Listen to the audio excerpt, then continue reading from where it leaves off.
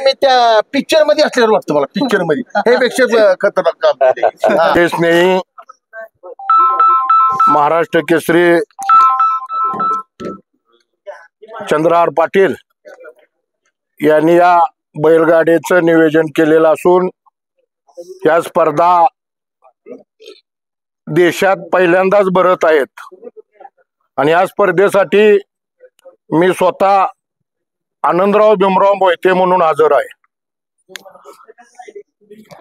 या स्पर्धेचं नियोजन गेल्या महिन्यापासून आमचे चंद्रहार दादा करत आहेत। तन मन धन लावून या स्पर्धा त्यांनी भरवलेल्या आहेत। त्यांना पाठिंबा देणं हे महाराष्ट्रातल्या सर्व पैलवानांचं कर्तव्य आहे। तसंच बैलगाडी शौकीन असतील, महाराष्ट्रातले सामान्य शेतकरी असतील, महाराष्ट्रातल्या लाडक्या बहिणी असतील आणि महाराष्ट्रातले सर्व पक्षाचे नेतेगण असतील, या सर्वांनी या स्पर्धेकडे चांगल्या नजरेनं बघावं। कारण देशामध्ये या पहिल्यांदा स्पर्धा भरत आहे आणि या स्पर्धा भरवताना त्यांनी आर्थिकचा विचार केलेला नाही। त्यांच्या मागे जी असणारी संघटना त्यांनी श्रम एक महिना झालं घेत आहेत। म्हणून या ठिकाणी आमचे स्नेही बापूराव धनवडे, विकास जगदाळे, सर्व पत्रकार आणि सर्व चॅनलवाले उपस्थित आहेत। आम्ही या ठिकाणी उपस्थित आहे हे आमचे ऋणानुबंध संबंध चंद्रहार पाटलाचे आहेत। या ठिकाणी जे चॅनलवाले उपस्थित आहेत हे कुठल्या बाकीच्या म्हणजे ज्या गोष्टी काय अफवा उठवली आणि त्या अफवेपासून आम्ही अलिप्त आहे।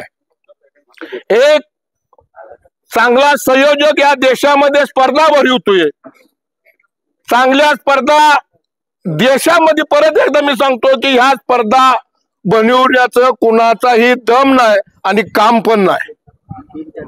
इथं लहान मुलाला जर शर्ट घ्यायचा झाला तर बाप 3 डाव खालनं वरनं बघतो। आपल्या मुलाला चप्पल घ्यायचं झालं तर आई वडील 3 डाव त्याच्या नकापासून केसापर्यंत त्या मुलाला बघतील। पण या ठिकाणी करोडो रुपयाचा खर्च करून या स्पर्धा शेतकऱ्यासाठी घेणारा तो देशातला एकमेव महाराष्ट्र केसरी चंद्रहार दादा आहे। म्हणून माझी आपल्या सर्वांना विनंती आहे, या ठिकाणी सर्व बक्षीस आणून ठेवलेले आहेत।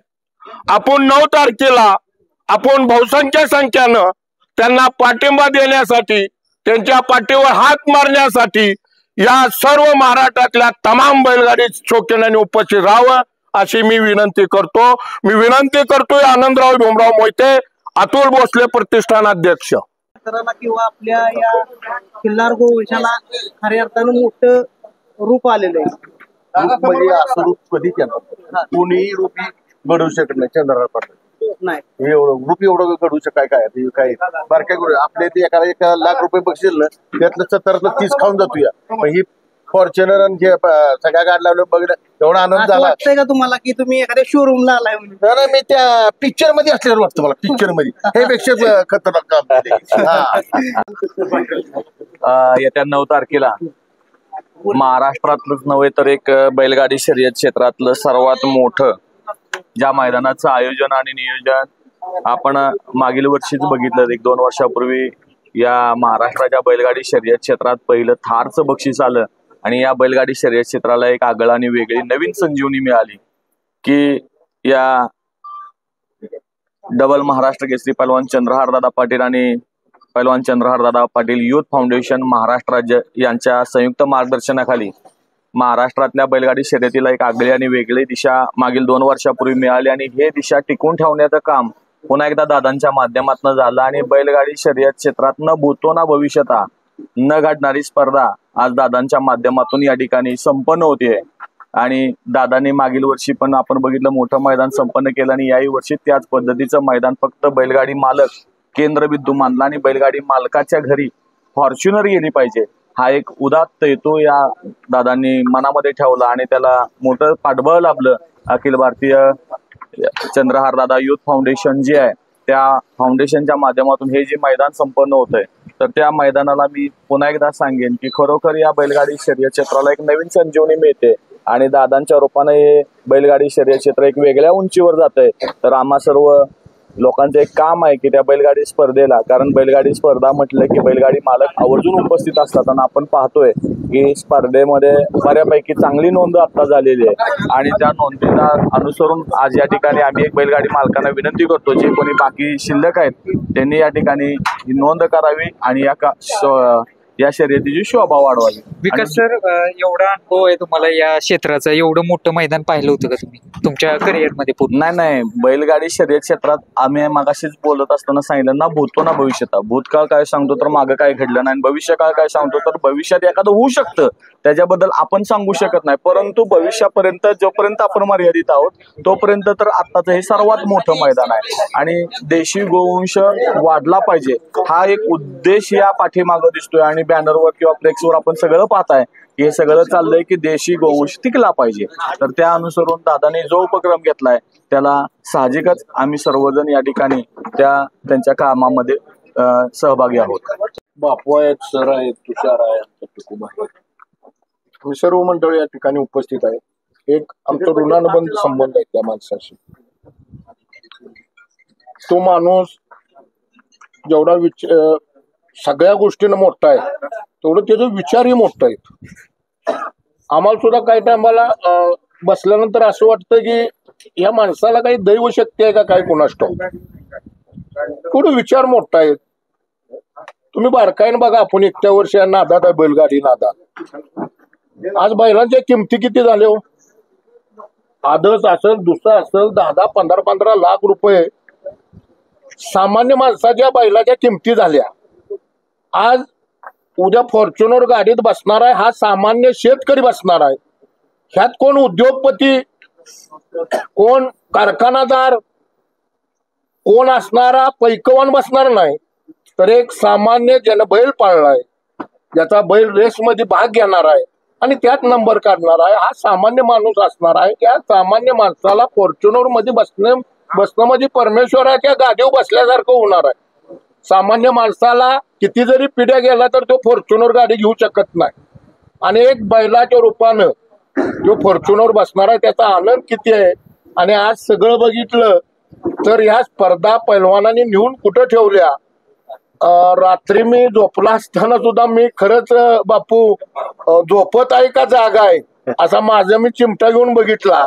कारण त्यांनी रात्री सांगितलं फॉर्च्युनर गाडी आप्पा आल्यात, मला फोटो पाठवला, त्या 2 व्हीलरचा फोटो पाठवला आणि ती रासारी माझ्या डोक्यात बसलं आणि पाठचं म्हटलं खरंच आपण सपनात आहे का कशात आहे. चिमटा घेऊन बघितलं तर मी जागच होतो की देशामध्ये या स्पर्धा भरवणारा संयोजक असणार हा एकच माणूस आहे. ही कुणाच्यानं घडू शकत नाही, इतकं कुणाच्यानंच घडू शकत नाही आणि तो पैदास सुद्धा होणार नाही. जसं चांगला एखादा खिल्लारी खोंड कवचित जन्माला येतो तसा हा आमच्या पैलवान पेशातला हिरा हा कवचितच जन्माला आला. किती संयम आहे, किती शांतता आहे आणि किती नम्रता आहे ह्याच्याकडे तुम्ही बघा. आमच्या पैलवान पेशाच्या सगळं गुण या माणसानं घालवून टाकलेत.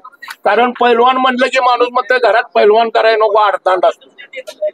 म्हणून त्या पैलवान या चंद्रहार दादांनी आमच्या पैलवान पेशाला निष्कलंकी बनवलेलं आहे की पैलवान हा सभ्य असतो, शांतता असतो आणि दुसऱ्यासाठी वाटेल ती करतो असा आमचा पैलवान. पैलवान नमस्कार. नमस्कार. काय सांगाल मैदानाची फाटी संदर्भात जरा माहिती द्या बैलगाडी मालकांना. मैदानाची फाटी एक नंबर आहे.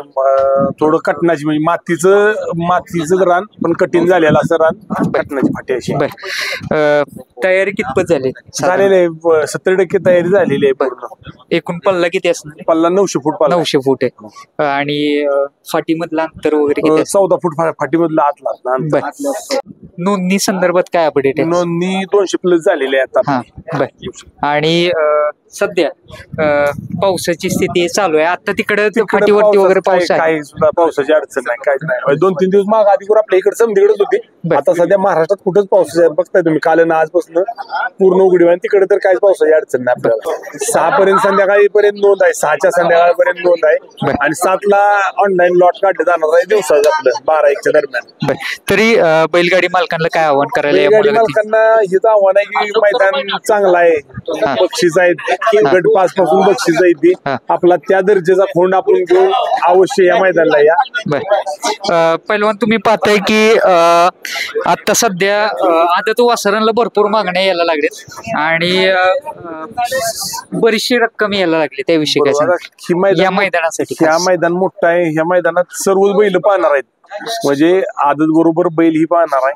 त्यामुळं आदतचा मेन रूल आहे ह्या मैदानाला, त्यामुळे आदतला किमती चांगल्या वाढली. धन्यवाद.